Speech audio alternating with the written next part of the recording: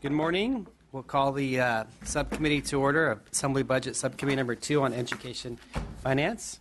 Please call the roll. McCarty. Here. Chavez. Here. Kim. Here. O'Donnell. Here. Ting. Okay.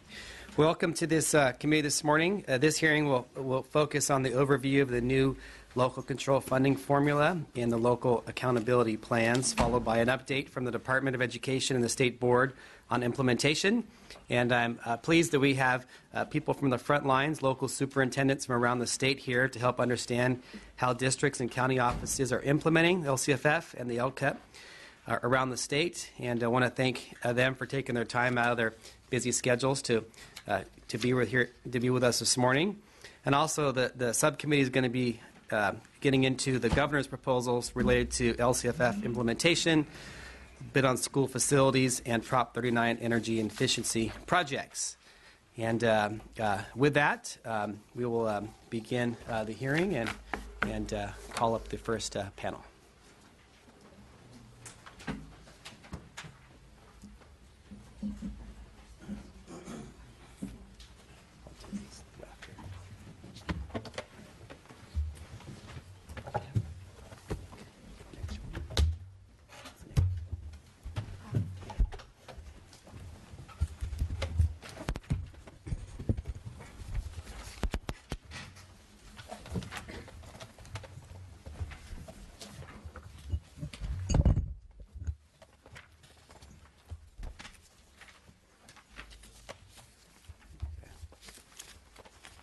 Hold on 1 second, please.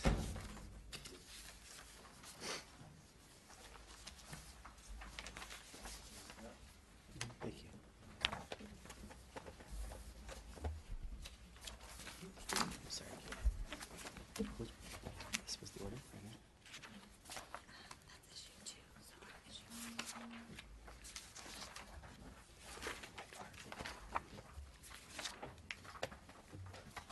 2. Okay. We will start with the LAO. Good morning, Chair, members. My name is Carolyn Chu from the Legislative Analyst's Office. I've been asked to talk about 3 things with you this morning. The first is to give you a quick overview of the local control funding formula and the associated accountability provisions. The second is to review the findings from our review of the first year of local control and accountability plans.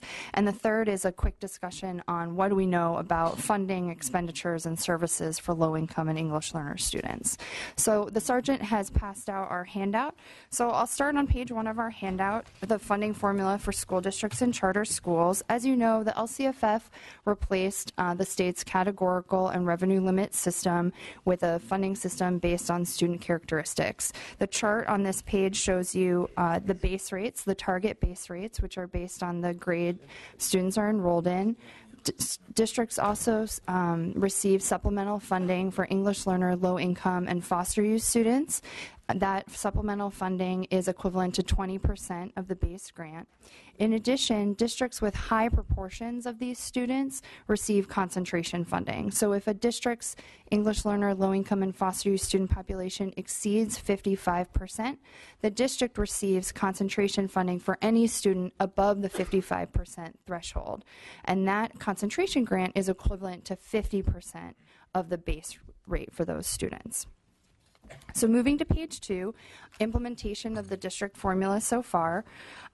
When the LCFF was enacted in 2013-14, it cost significantly more, $18 billion more, in fact, than the funding amount provided in the previous year. The state, as a result, is slowly implementing the formula, and the legislature has provided $6.8 billion over the past 2 years to start implementing the formula. The governor's budget would provide another $4 billion, which would get us to roughly 85% of implementation. So you can see the chart on this page tracks the growth funding provided over the past few years and where we are in terms of total funding. So we would be at about 85% in 2015-16. So moving to page 3, The LCFF also enacted a new funding formula for county offices. This funding formula has two components. The first is the operations component, which supports county offices' regional work for their district. Under this component, county offices receive base funding equivalent to about $660,000. And in addition, county offices receive funding based on the number of districts and the number of students within the county. The second component of the formula, the alternative education component, funds county offices to serve students with certain characteristics, mandatorily expelled students, for instance. This formula works similarly to the formula for school districts. However, the base rate is significantly higher, and the supplemental and concentration percentages are different. The supplement under the county office formula is 35% of the base grant, as is the concentration grant, and the concentration grant kicks in a little earlier. It kicks in at 50% of student enrollment being English learner or low-income students. So moving to page 4, the county formula is actually already fully implemented. The legislature provided $58 million over the past 2 years to implement that formula. And county offices are currently funded at the greater of their LCFF target entitlement or the level they were funded at in 12-13. There are actually 38 county offices of education that are funded above their LCFF targets. So moving to page 5, as you know, in addition to the formula, there was also a new system of planning and support that was implemented for districts and county offices under this new system. Particularly, the state requires districts and county offices develop strategic plans, known as local control and accountability plans, or LCAPs, that are intended to help districts and county offices improve student performance. When districts and county offices put these plans together, they're required to include teachers, students, parents, community members. It's supposed to be a very holistic process. Statute also requires these plans to include certain components. Statute requires districts and county offices to set goals in the state priority areas, identify the actions they're going to take to reach those goals, the funding associated with those actions, and statute requires districts to measure how far they are along in actually achieving those goals. So districts have to use particular metrics to track their progress, and districts are required to set targets 3 years out, so one for the next year, the second year, and the third year, for where they think they're going to be in terms of reaching their actual goals. So on page 6, we have the 8 state priority areas and the associated state metrics. You'll see that there are 8 priority areas that apply to county offices and districts, and then there are 2 priority areas that only apply to county offices. So county offices have 10 priority areas and districts only have 8. So on page 7, in addition to the planning component, there's also a support component of this new accountability system. The State Board of Education is in the process of developing holistic assessment tools known as evaluation rubrics to determine which districts and county offices need support, need help to improve student outcomes. Statute requires that these evaluation rubrics set state-level expectations for performance across the 8 state priority areas. For districts, county offices of education, the superintendent of public instruction, and the newly created Collaborative for Educational Excellence are supposed to use the rubrics to assess whether or not districts actually need support. On the county office side, the superintendent of public instruction is to use the evaluation rubrics to determine which county offices of education need support. So different reviewers are looking at districts versus county offices. The figure at the bottom of page 7 gives you the life cycle for a district of how this planning and support system is supposed to work. So a district develops its LCAP, the school board adopts it, the county office approves it.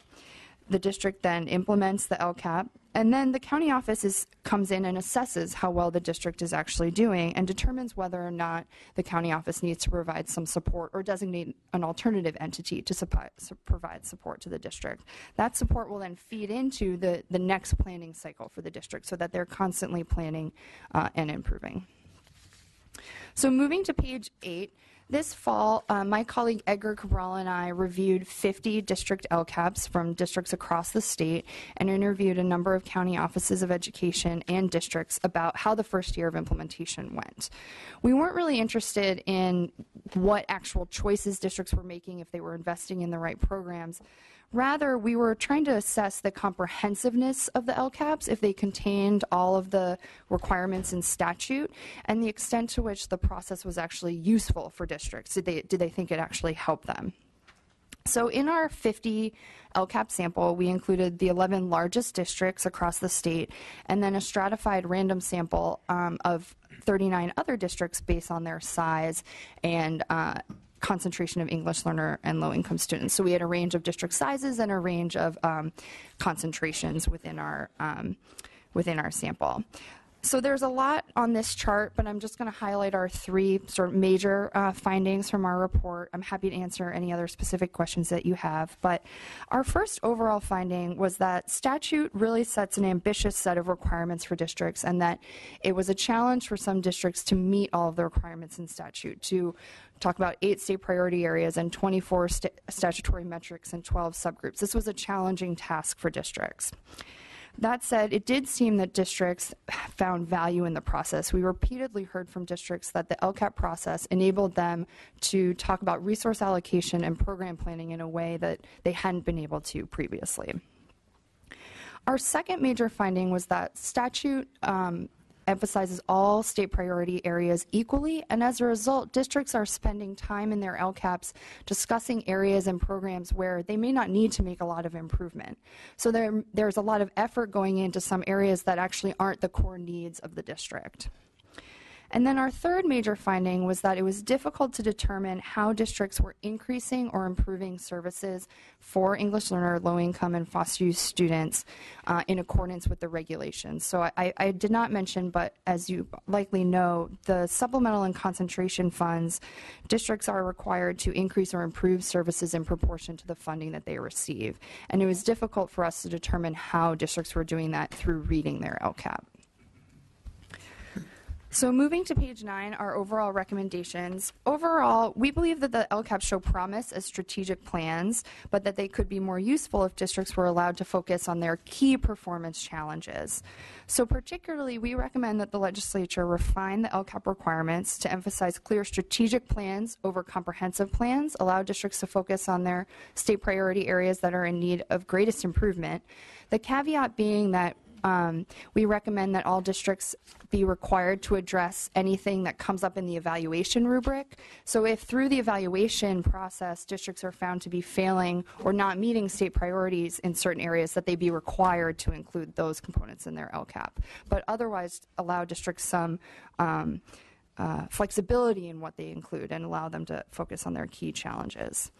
Similarly, we recommend allowing districts to focus on key metrics. We recommend clarifying some metrics in order to help the state monitor performance around, for instance, around parent involvement and implementation of state standards. There aren't standardized metrics for those areas. And lastly, we recommend requiring districts to indicate whether actions identified in their LCAP were new or ongoing. So because districts did not designate if a program was new or not, we couldn't tell if that activity was something they'd been doing for 5 years or something that they were using some of their new LCFF money to expand or improve upon in some way. In addition, we recommend the legislature direct the Department of Education to provide some examples of model LCAPs. It was clear from our reading that some districts just didn't have enough context about what they were supposed to include in the different components of the document. And lastly, we recommend the legislature monitor the quality of the information provided about English learner and low-income student services. We recognize that it's the first year. Many districts don't have a lot of experience in strategic planning and describing their activities, but we do believe that if the quality of the information doesn't improve, that the legislature may want to consider some statutory changes to the review process to encourage better information be provided. So lastly, on page 10, shifting gears a little bit, what do we know about funding expenditures and services for low-income and English learner and foster youth students? So we know that under full implementation, considerable funding will be provided to districts for these students. Overall, about $35 billion will be provided for them, about $9 billion of which is from the supplemental and concentration components of the formula. We do not know, however, how much districts are spending in total on their English learner and low-income students. Statute does not require districts to measure or report their specific expenditures on these students. Moreover, the current accounting system is not designed to capture this type of data, this student-specific spending data.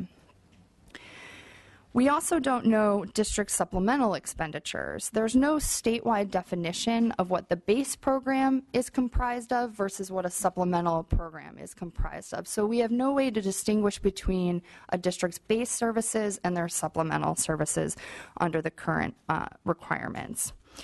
Moreover, the statute does not require that districts use every dollar of supplemental and concentration funding for English learner and low-income students. It simply requires them to increase or improve the services provided to those students. In terms of information on the actual services, the LCAPs do contain information on what districts are doing for their English learner and low-income students. There's a separate section devoted to those activities. That said, we're not currently compiling that data in a statewide database, so we can't say on a statewide basis very easily what districts are choosing to do. In future years, the state could use the performance data and outcomes across the 8 state priority areas to assess how effective different strategies that districts have taken have been. And we would just emphasize that given the LCFF shifted the focus to outcomes rather than inputs, that it'll be very important to look at these outcomes to see how these students have performed over the last few years. So that concludes my testimony, but I'm happy to answer any questions. Okay, thank you. I think we'll wait till we have the first panel done. Okay. Yeah. Department of Education. Good morning. Monique Ramos on behalf of the Department of Education. So I'm specifically going over the department's role in reviewing county office LCAPs and how that process went this year. So the department is charged with reviewing 58 county office LCAPs along with 7 single district county LCAPs for a total of 65 LCAPs. Overall, we would say that the process went well this year, but much like county offices saw varying levels of quality in district LCAPs, we saw varying level of quality in county LCAPs. One of the primary differences was that the Department of Education was limited in its ability to provide technical assistance to county offices of education this year because we were doing so much work on the State Board of Education local control regulations. So in an attempt to provide better technical assistance this year, the department has laid out a plan for spring assistance. In January, we conducted a webinar with all county offices of education discussing the transition to the permanent regulations which were adopted by the board in January. Then from January to mid-March, department staff has traveled all throughout the state to have personalized face-to-face meetings with county offices of education to talk about their LCAPs and their processes and questions. In addition, we have offered to review draft LCAPs from April 15th through May 15th and provide feedback to county offices of education on their individual LCAP within that time span. Finally, I think it's important to note that the State Board of Education adopted a new LCAP template that won't be utilized until this year. And that LCAP template really included a lot of practitioners' comments that we think will improve LCAPs for all parties, for the public, for districts and county offices of education, in providing clear information and hopefully making it easier for local education agencies to actually fill the information out and understand exactly what they need to put. So we would recommend taking some time to evaluate where we are with that new LCAP before making major changes to the system. Lastly, I have Jeff Brashear with me, who's in our office handling county LCAPs, to answer any questions. Thank you. Thank you. Next, the State Board of Education. Yeah, good morning, Chair, members. My name is Brooks Allen. I serve as the Deputy Policy Director and Assistant Legal Counsel for the State Board of Education. I'm excited to be here today and have an opportunity to share the considerable progress the State Board of Education, in collaboration with our colleagues in the department, have made in implementing local control funding formula legislation to date and some of what lies ahead. I greatly appreciate the context the Legislative Analyst's Office and the Department have just provided, and as we work on the necessary details of implementation across all the state agencies, we remain ever conscious of the historic nature and purpose of the LCFF and how it empowers local educators and directs increased resources to the districts serving students with the greatest needs. To ensure the promise of the LCFF is realized, the State Board of Education was entrusted by the legislature and Governor Brown with three critical duties during the early stages of LCFF implementation. One, developing and adopting regulations to govern the expenditure of supplemental and concentrations funds, which was just discussed a bit. Two, developing and adopting the local control and accountability plan template. And three, developing and adopting the LCFF evaluation rubrics. With the 2013-14 school year already underway when the LCFF trailer bills were still being passed, the State Board responded to widespread stakeholder requests by adopting the emergency spending regulations and first LCAP template as swiftly as possible in January of 2014, which was actually 2 months in advance of the statutory deadline for the LCAP template. Among other things, the expenditure regulations establish a 7-step formula that determines the annual percentage by which every local educational agency must increase or improve services for low-income students, English learners, and foster youth above and beyond what is provided to all students. The goal of this early adoption was to maximize the amount of time provided for local community engagement and development of the LCAPs in that first initial year of LCAP implementation. The State Board initiated the permanent rulemaking process at the same time and highlighted that ongoing stakeholder engagement and outreach and submission of written comments would be critical to the development and successful implementations of the regulations and the template. The State Board and the Department of Ed, with assistance from West Ed, sought to model extensive public and stakeholder engagement and transparency through the LCFF implementation and regulation adoption process. Stakeholder engagement was gathered at regional sessions, regular scheduled meetings with representatives of statewide organizations, and through public comments at State Board meetings, which helped inform the development of the regs, the template, and other resources.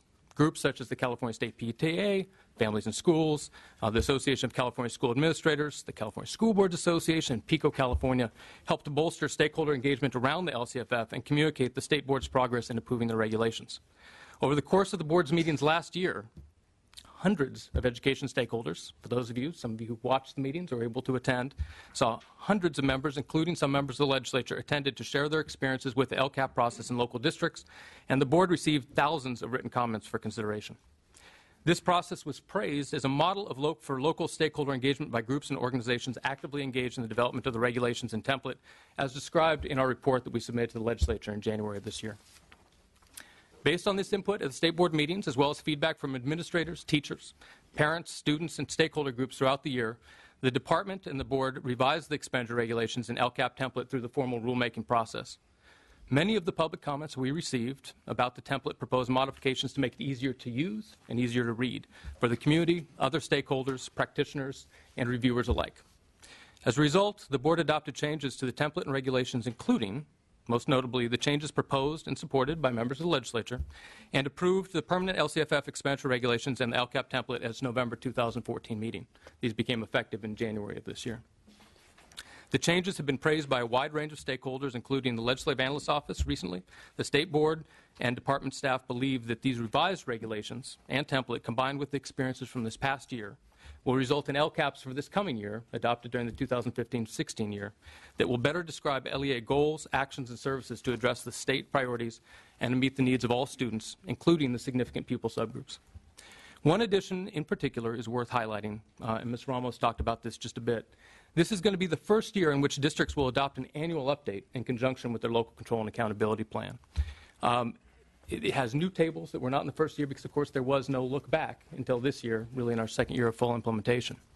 And each year, the annual update will communicate to local stakeholders progress towards implementation of the goals and how implementation compares to the adopted LCAP, including a comparison of planned and implemented actions, as well as planned and implemented services and expenditures. The annual update will also provide evidence of progress towards expected outcomes and adjustments based on a reflection of state and local priorities. The State Board will be interested to learn how the new template and regulations are implemented this year, and obviously will continue to review and make any necessary revisions. The third piece, the evaluation rubrics, are on the Board's immediate horizon and are envisioned as part of a larger system that supports the overall objectives of the local control funding formula to improve student outcomes, support transparency, and ultimately increase equity as well. The State Board must adopt the evaluation rubrics by October 1st of this year, as required by Education Code Section 52064.5. And the rubrics will allow school districts, county office of education, and charter schools to evaluate their strengths, weaknesses, and areas that may need some additional attention and improvement. Also, under the statute, they will assist County Office of Education to identify districts and charter schools in need of assistance and where to specify that assistance might be most needed, and to assist the State Superintendent of Public Instruction to direct interventions when, in those circumstances defined in statute, they are warranted. Furthermore, the rubrics must provide standards for school district and individual school site performance and expectations for improvement related to the LCF priorities that were adopted in the Education Code. The board has contracted with WestEd to lead an inclusive public process modeled on the successful engagement process we use for the development of the regulations and template. WestEd staff are working with a rubric design group comprised of teachers and administrators from school districts, County Office of Education, and charter schools across the state, as well as Department of Education staff has responsibility for reviewing the County Office of Education's LCAPs, including Mr. Bashir's, and State Board of Education representatives. This group is in the process of convening another round of regional input sessions to gather ideas and feedback from parents, teachers, students, teachers, administrators, and researchers and community leaders over the next few months. Information about the rubric development process is posted and will be regularly updated on the LCFF website, which is lcff.wested.org. Again, they're the group that's helping us facilitate the stakeholder engagement. This includes notifications regarding input opportunities, a forum for online feedback, and summaries and updates about proceedings and progress. Multiple input sessions literally throughout the end of March and into April will be the next round. So please, for folks who are both watching, as well as for you and your constituents here today, we encourage folks to visit the website and take advantage of those opportunities for input. The draft rubrics that are based on stakeholder feedback will be presented to the board tomorrow morning, perhaps early in the afternoon, depending on our first few items go on the board's agenda tomorrow. And a final draft will come to the board for adoption at September meeting. In closing, I wish to emphasize that we are in the earliest stages of LCFF implementation and considerable work lies ahead. Schools are in the midst of exciting and significant changes with higher standards in core subjects, increased funding, and a greater ability to determine how resources are invested to improve student outcomes. The current school year is the first in which students, parents, teachers, and administrators started with an opportunity to plan a full year of engagement and planning activities around the LCAP and to focus on the newly defined state priorities and local goals and actions. The state is working our way toward full LCFF funding targets, and the key pieces of the LCFF puzzle are yet to be fully constructed, such as the support systems discussed earlier involving the rubrics and the California Collaborative for Educational Excellence. And yet, we're ever cognizant of the fact that our children, including mine, are attending school each and every day and need us to continue to do everything we can as quickly as we can to ensure that the LCFF and other changes underway in our schools provide them with the educational opportunities they need and deserve. With that in mind, the board is committed to learning from the implementation challenges that are to be expected with any effort of this scale and continue to make improvements as all of us seek to realize the ultimate goals of the LCFF. Thank you, and I welcome your questions. Thank you. Before we get to the next panel, questions from any of these individuals? Mr. O'Donnell? Yeah, I have a question, maybe a comment, and it speaks to some of the comments made from Ms. Chu from the LAO. And it kind of, I don't know if the word conflicts or the word's irony or oxymoron, because you made some comments at the end of your discussion about LCFF. And from my perspective, LCFF, and I think everybody in this room, for the most part, I think is a positive. It's a net positive. It's working well. You know, I saw the LCAP process through my own district working as a teacher in the classroom. And I just, I remind us that LCFF is just that, LCFF, local control, not Sacramento controlled funding formula. And some of your comments at the end where you had some observations, I just want to make sure that we're not going back to a direction of a compliance-driven model, but that we're really looking at an outcome-driven model from the LCFF process, and that there is some flexibilities within districts to interpret that district's need. And I think Mr. Allen brought that up at the end, that the board is responding to some issues that they've seen. But overall, I just hope that we do keep this, a locally driven process so that they can, meet the needs of their own district. Because quite frankly, his LCAP is not my LCAP. We have different needs across the state, be it ELL populations and other factors. So that's just where I come from personally, and from my own perspective, that we again remain outcome driven and driven at the local level, not that we throw a bunch of more requirements on districts and what they do with this money. And I don't know if you want to respond to that or not. I don't know if that was a question, but it is an observation. I think I would just say that we completely agree that our emphasis, at least on the last page here on page 10, is that it's going to be critical to look at outcomes over the next few years of how things are going for districts. What can we know about, and focus less on the inputs, less on what are districts doing with every dollar, and focus instead on how are the kids performing, what's the climate like in the district. That's where we believe the emphasis should be under this new system.